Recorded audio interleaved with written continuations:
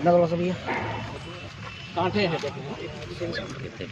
हाथ नीचे रखना भैया बोर्ड के लिए आइए बोर्ड इधर हां मैं बीच में तो बोर्ड लेके बोर्ड यहाँ कर क्या गुणवत्ता है डॉक्टर शिव पूजन में महत्व शिव पूजन में आता है सर सामने देखेंगे सर। इंदौर का ऐतिहासिक दशहरा मैदान वृक्षारोपण की दृष्टि से बहुत उपयोगी है। यहाँ पर्यावरण संरक्षण की काफी संभावना है। यह ऐतिहासिक मैदान ऑक्सीजन सिलेंडर है। इसे हरियाली के लिए विकसित करने के संकल्प के साथ संस्था आरोग्य भारतीय एवं यूनिक हॉस्पिटल के संयुक्त तत्वावधान में शहर के नवनिर्वाचित महापौर पुष्पमित्र भार्गव एवं सांसद शंकर लालवानी के आतिथ्य में वृहद वृक्षारोपण कार्यक्रम आयोजित किया गया, जिसमें पूर्व महामहिम राष्ट्रपति रामनाथ कोविंद के बड़े भ्राता रामस्वरूप भारती एवं पूर्व विधायक जीतू जराती, डॉक्टर G.S. दुबे, पार्षद योगेश गेंदर आदि विशेष रूप से उपस्थित थे। यूनिक हॉस्पिटल के डॉक्टर प्रमोद नीमा ने बताया कि संगीत और वृक्ष बिना किसी भेदभाव के लोगों के दिलों को जोड़ने का काम करते हैं। उन्होंने बताया कि एक वृक्ष 18 पुत्रों के समान होता है।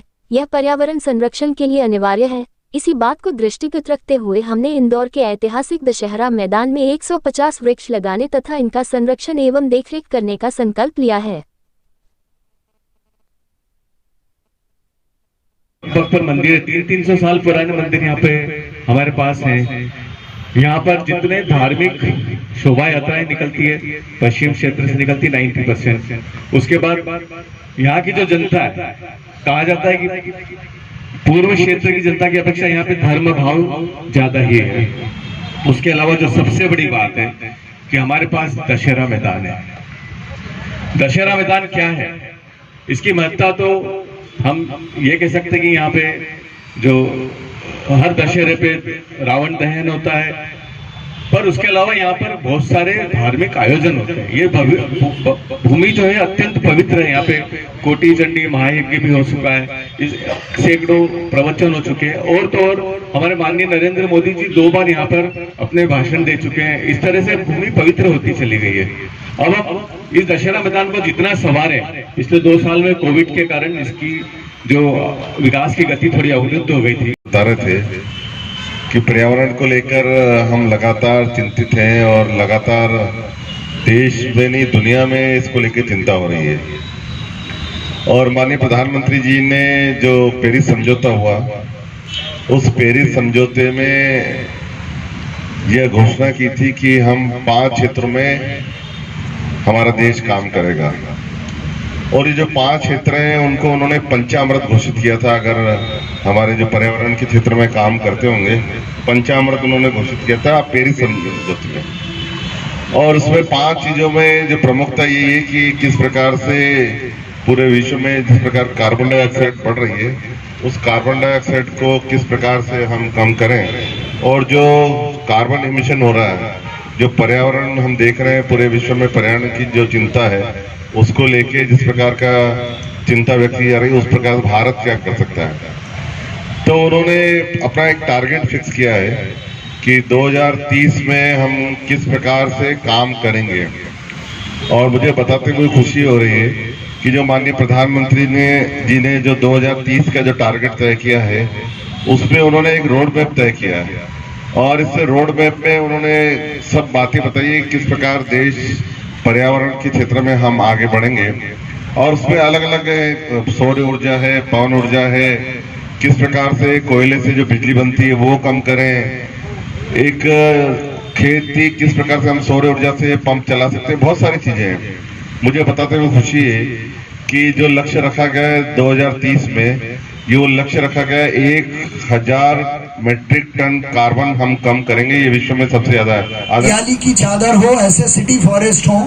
मुझे आपसे साझा करते हुए सबसे पहले बहुत खुशी हो रही है कि हमने केवल 7 दिन में ऐसे 100 स्थानों का चयन करके उनको चिन्हित कर लिया है, जहां इंदौर में 100 अहिल्या वन डेवलप किए जाएंगे। तो उसी कड़ी में आज दशहरा मैदान हम सबको एक हरियाली के रूप में देखने को मिलता है।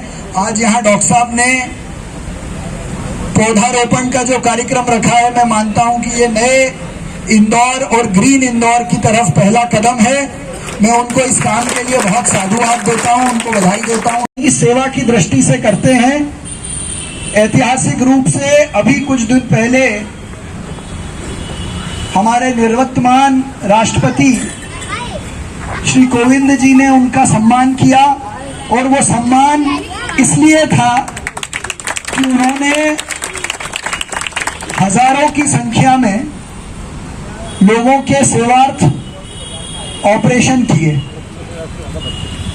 और विशेष रूप से आज जो बच्चे यहाँ बैठे हैं, ये मध्य प्रदेश के जनजातीय क्षेत्रों से आते हैं, चाहे वो सेंधवा हो, बड़वानी हो।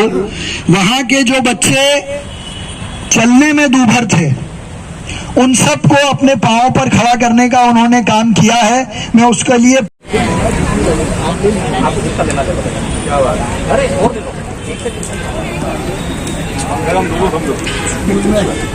बर्थडे में देते अभी आपका नया जन्म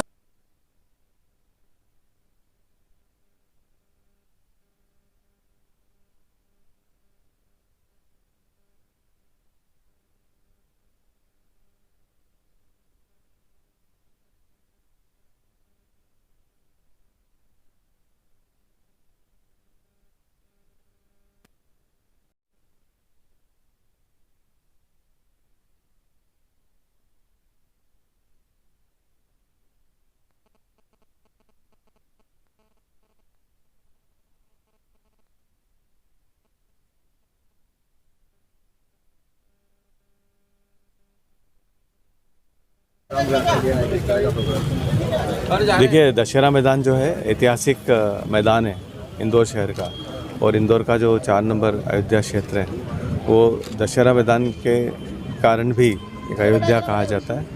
और प्रतिवर्ष यहाँ पे रावण दहन भी होता है और बहुत सारे धार्मिक आयोजन होते हैं। माननीय प्रधानमंत्री मोदी जी भी यहाँ पर 2 बार आकर अपने भाषण कर चुके हैं। तो इस ऐतिहासिक मैदान पर वृक्षारोपण की असीम संभावना है, जितना भी किया जाए कम है। और इंदौर का ये ऑक्सीजन सिलेंडर है, इतना बड़ा ग्राउंड बहुत कम जगह पे होता है। तो इस ऑक्सीजन सिलेंडर को जीवित रखना हमारी जवाबदारी है। आने वाली पीढ़ी को हम वृक्ष देंगे, छाँव देंगे, फल देंगे, और बिना किसी भेदभाव के देंगे।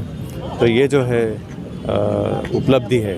एक वृक्ष 18 पुत्रों के बराबर होता है। तो वृक्षारोपण के उपलक्ष्य में आज 150 पौधे रोपे जाएंगे, और उनकी देखरेख और संरक्षण की जिम्मेदारी भी आरोग्य भारती संस्था और यूनिक हॉस्पिटल इंदौर लेगा। इस तरह से हम नई पीढ़ी को एक सौगात देने जा रहे हैं, और आगे आने वाले समय में भी इसी तरह के वृक्षारोपण के कार्यक्रम होते रहेंगे। ये मेरा असीम प्रयास रहेगा। आपका नाम? मैं doctor Pramod Neema, orthopaedic surgeon, unique hospital Indore. धन्यवाद। आज दशहरा मैदान पे वृक्षारोपण का कार्यक्रम रखा गया है, और आज़ादी के इस अमृत महोत्सव के अवसर पर यहाँ पर ये कार्यक्रम रखा है डॉक्टर नीमा जानी यूनिक हॉस्पिटल द्वारा। और उसके साथ साथ जो हमारे बच्चे हैं, जिन बच्चों किसी कारण से हाथ में या पाँव में कुछ समस्या है, जो चल नहीं पाते या हाथ नहीं उठ पाता है, डिफिशिएंसी है, उनके ऑपरेशन करने की भी बात हुई है। तो दोनों पुण्य के काम है, पर्यावरण के क्षेत्र में भी और मेडिकल के क्षेत्र में भी।